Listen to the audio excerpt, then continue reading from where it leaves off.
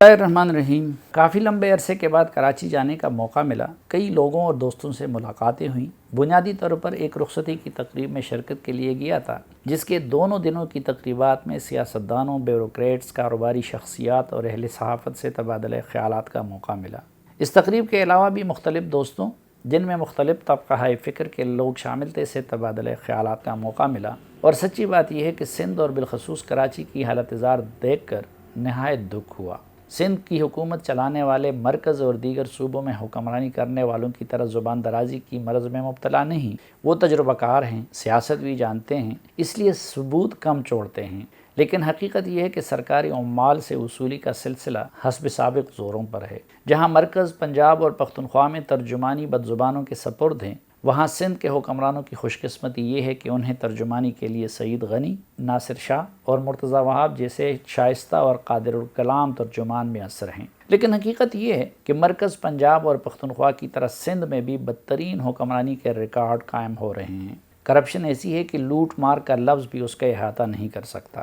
ماضی کی طرح کئی جگہوں پر پولیس بھی حکومتی سرپرستی میں جرائم میں ملوث ہیں۔ بدقسمتی یہ تھی کہ بلاول سے جو توقعات وابستہ ہوئی تھی، وہ ان کے والد صاحب کی وجہ سے خاک میں مل گئی، جبکہ وزیر اعلیٰ مراد علی شاہ سے جو توقعات وابستہ تھی، وہ بلاول کی وجہ سے خاک میں مل گئی۔ ابتدا میں کسی حد تک مقتدر حلقوں کا خوف تھا، جس کی وجہ سے ہاتھ کچھ ہلکا رکھا جا رہا تھا، لیکن جب سے پی ڈی ایم سے دغا کے بدلے میں بلاول صاحب کو غالباً کیسز میں بھی ڈھیل مل گئی، تو تب سے دوبارہ پیپلز پارٹی کی حکومت اور قیادت نے بڑی ڈٹھائی کے ساتھ سابقہ حرکتیں شروع کر دی ہیں۔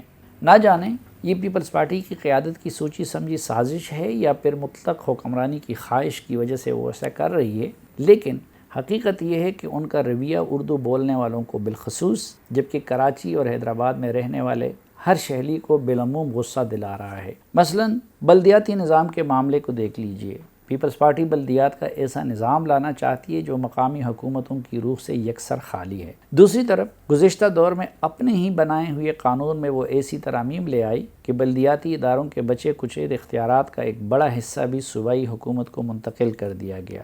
پیپلز پارٹی اس کی مختلف تعویلات پیش کرتی ہیں، لیکن زمینی حقیقت یہ ہے کہ تمام جماعتوں بشمول عوامی نیشنل پارٹی نے اس نظام کو مسترد کر دیا ہے۔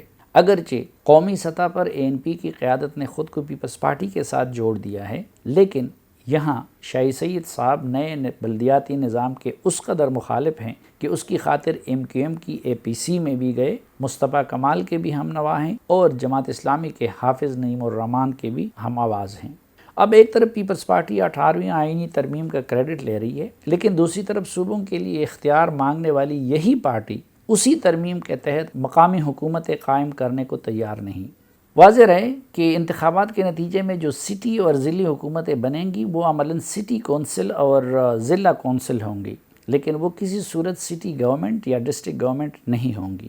دوسری طرف 18ویں آئینی ترمیم کے پاس ہونے کے 12 سال بعد بھی پیپلز پارٹی نے صوبہ سندھ کے اندر صوبائی فائنانس کمیشن کے ذریعے اضلاع کے مابین وسائل میرٹ پر تقسیم نہیں کیے، حالانکہ 18ویں آئینی ترمیم کی روح سے اختیارات اور مالی وسائل صوبوں، لیکن پھر صوبوں کے اندر اضلاع اور مقامی حکومتوں کو منتقل ہونے چاہیے، اور جس طرح صوبوں کے مابین وسائل این ایف سی ایوارڈ کے تحت تقسیم ہوتے ہیں، اسی طرح نیچے پھر پی ایف سی یعنی پروونشل فائنانس کمیشن بنا کر اضلاع کے مابین وسائل کی تقسیم کا فارمولہ طے ہونا چاہیے، لیکن 18ویں ترمیم کے چیمپئن اس کے لیے تیار نہیں۔ مقامی حکومتوں کے حوالے سے اس ناجائز اور غیر جمہوری سلوک پر جب اہل کراچی اور اہل حیدرآباد کی نمائندگی کرتے ہوئے اپوزیشن جماعتوں نے احتجاج کیا، تو بجائے اس کے کہ ان کے اعتراضات کو رفع کیا جاتا، بلاول بھٹو نے اردو بولنے والے مہاجروں کی نمائندگی کرنے والی ایم کیو ایم اور پی ایس پی کے خلاف انتہائی نامناسب زبان استعمال کی، جس پر اردو بولنے والوں کا بڑک جانا ایک فطری امر تھا، جسے صرف مذکورہ دو جماعتوں نے نہیں بلکہ ہر مہاجر نے اپنی توہین سمجھا۔ بلاول بھٹو کو یہ حقیقت معلوم ہونی چاہیے کہ مہاجروں نے اس وطن کے لیے ہجرت کی، اور اس کے وسائل پر ان کا حق اگر دوسرے پاکستانیوں سے زیادہ نہیں تو کم بھی نہیں۔ ہر مہاجر الطاف حسین یا اس کا پیروکار نہیں، اور اگر ایم کیو ایم نے ماضی میں تشدد کا راستہ اپنا کر غلطی کی ہے تو پیپلز پارٹی کی تاریخ بھی اس حوالے سے قابل فخر نہیں۔ اس نے بھی راونوار کو بہادر بچہ بنا کر پال رکھا تھا، لیاری گینگ بھی اس سے جڑا ہوا ہے، اور ذوالفقار مرزا جیسوں کے کرتوت بھی پیپلز پارٹی ہی کے کرتوت سمجھے جاتے ہیں۔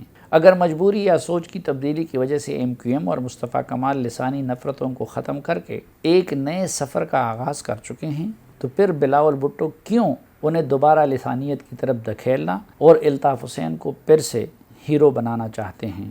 بلاول بھٹو اگر سندھ پر حکمرانی کرنا چاہتے ہیں تو پھر انہیں کراچی جو سندھ کا دارالحکومت ہے کو بھی لڑکانہ کی طرح اپنا شہر سمجھنا ہوگا۔ حالانکہ اندرون سندھ بھی پیپلز پارٹی کے پاس چند اسپتالوں اور تھر کے چند منصوبوں کے سوا عوام کو دکھانے کے لیے کچھ نہیں۔ کراچی سندھیوں کے ساتھ ساتھ مہاجروں، پختونوں، پنجابیوں، بلوچوں، گلگت بلتستان سے تعلق رکھنے والے اور کئی دیگر قومیتوں کا مشترکہ شہر ہے۔ اس شہر کو حق دلوانا ان سب قومیتوں کو حق دلوانا ہے۔